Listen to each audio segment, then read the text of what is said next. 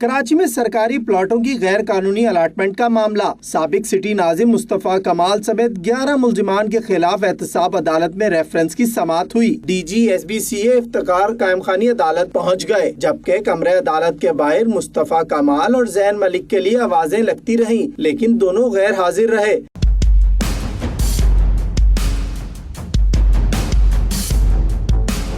عدالت نے P S P رہنما مصطفیٰ کمال کو دوبارہ نوٹس جاری کر دیے اور آج پیش نہ ہونے والے ملزمان کو آئندہ سماعت پر حاضر ہونے کا حکم دیا۔ نیب افسر نے عدالت میں رپورٹ پیش کی۔ عدالت کو بتایا کہ 7 ملزمان پیش ہو چکے ہیں، جبکہ دیگر کی رپورٹ آنا باقی ہے۔